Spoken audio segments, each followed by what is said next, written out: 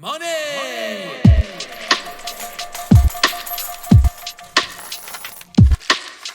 What Your Bank Doesn't Tell You, a podcast by UMushroom.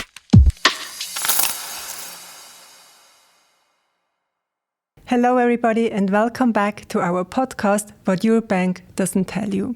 Today we are talking about one of our favorite topics, and basically that it's not possible to escape the financial system. Hello also from my side. It's indeed, as you say, one of our favorite topics, and we would like to show you how you can deal with that. You cannot escape the financial system, but you can change your way how you deal with it, and by changing your way how you deal with it, you can actually change the system gradually.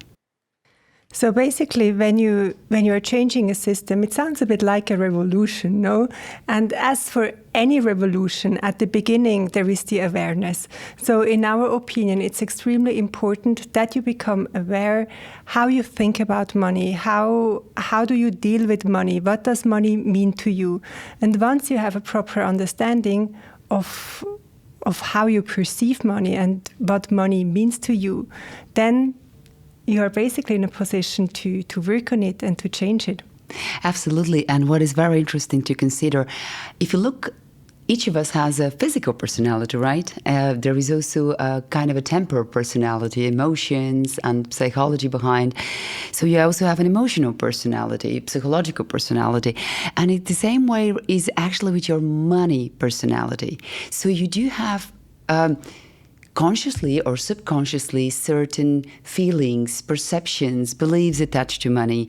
And you also have, once you become aware of them, you can also see whether it's the person you want to be or whether there are things which we would like to change. And you can actually start creating and shaping your money personality consciously. You're mentioning creating, and I believe this is also a very important point, because very often we consider the environment as a given.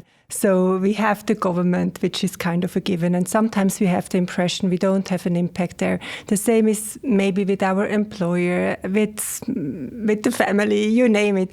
Basically, we very often believe that we just have to deal with our environment and that it's a given. And the very same is actually true with the financial system. But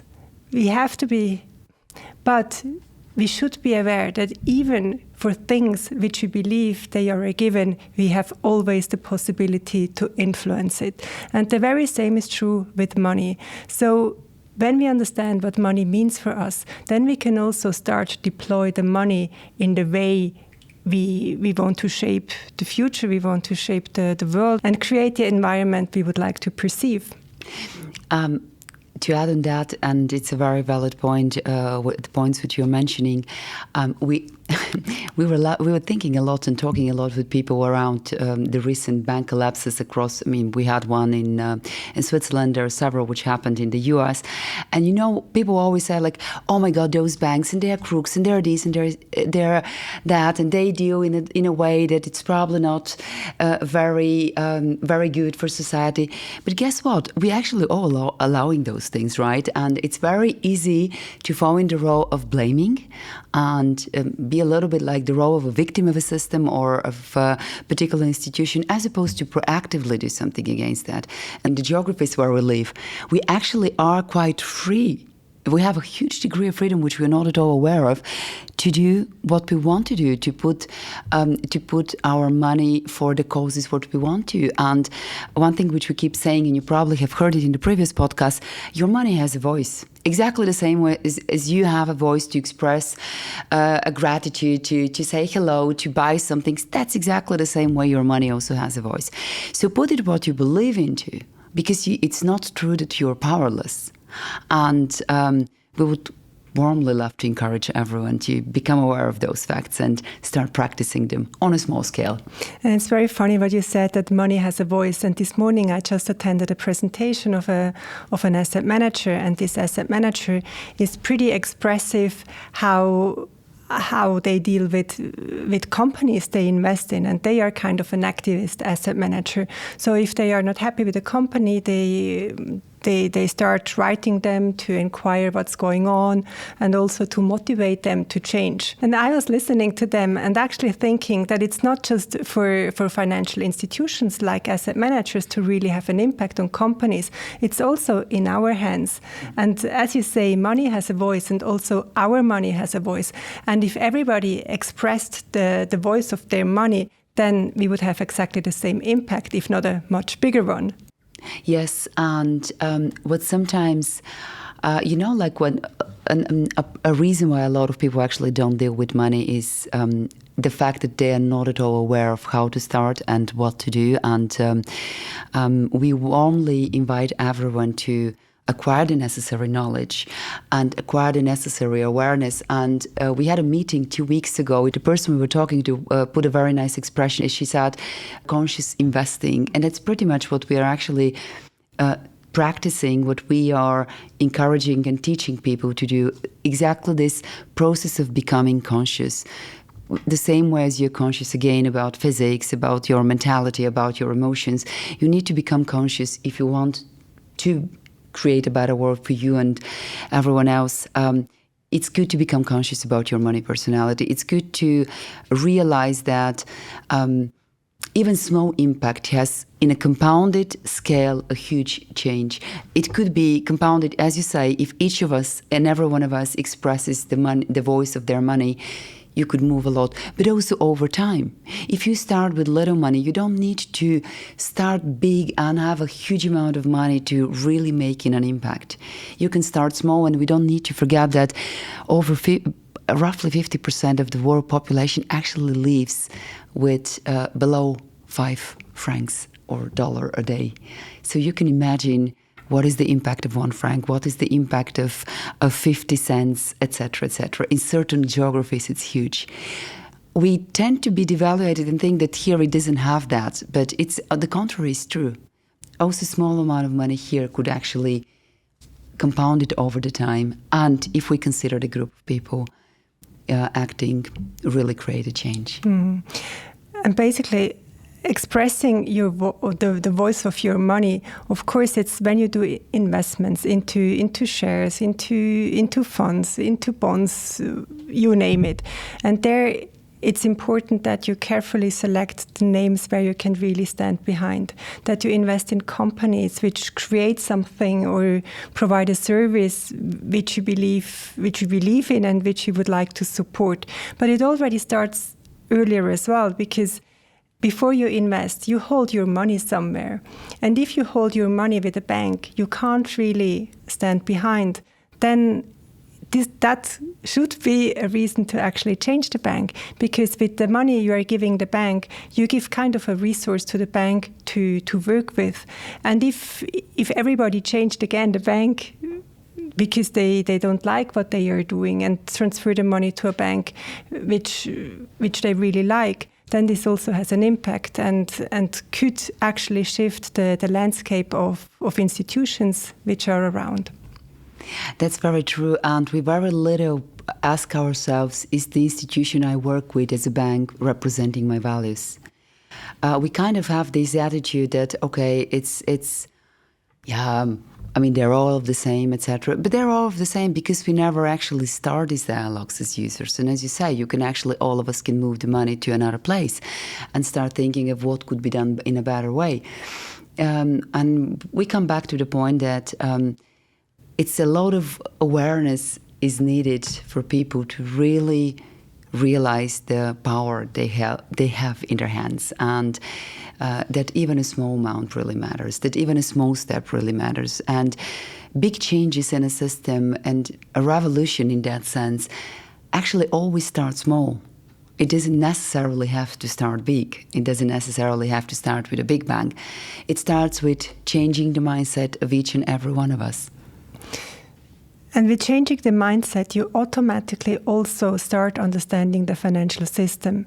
And as we mentioned at the beginning, the title actually of this podcast is that you can't escape the financial system. And this is very important because when you get to the point that you understand the financial system, then you can also proactively react to developments in the financial system, which put you in a better position. But in order to get to that point, it's extremely important that you know, that you understand yourself, that you understand what you want to achieve with your money. But this situation of being kind of ahead of the curve, knowing or having an opinion where the financial system could develop and position yourself, this is, in our opinion, also a very important angle. Start journaling, start observing your thoughts about money, start keeping a track record of what you're doing every day with your money. How do you invest them? Where do you spend them? Are you doing the right choices with respect to consumptions, with respect to because even if you buy something we are very much aware that when we buy food, for example, that's a very easy example of investing.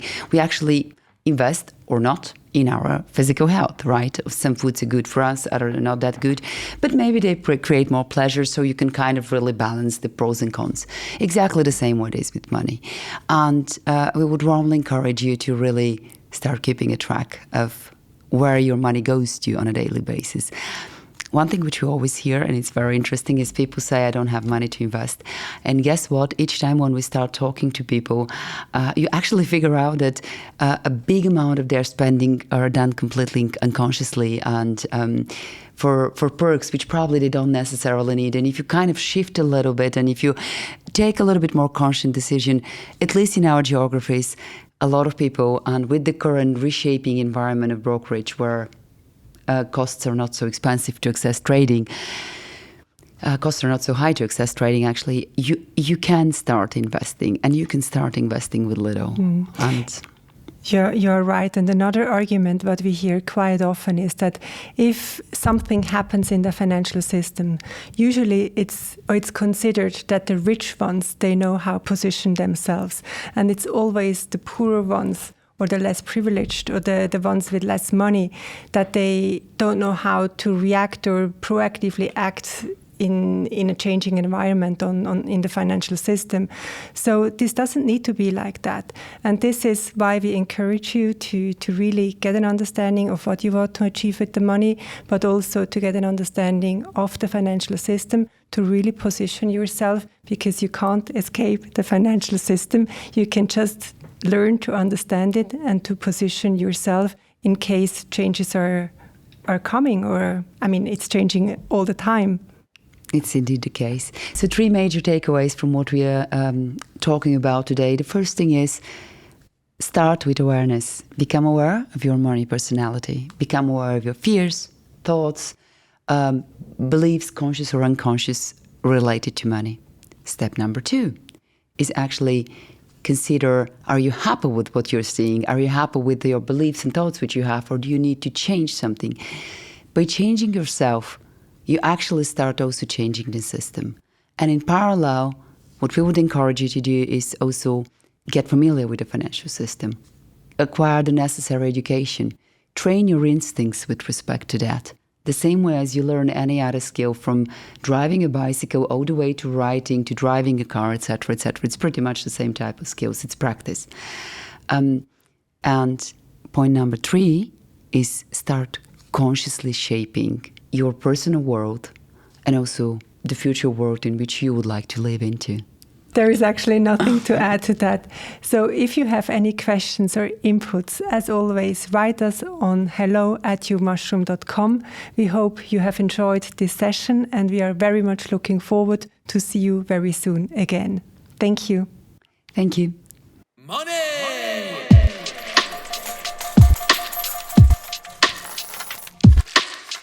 What Your Bank Doesn't Tell You, a podcast by UMushroom.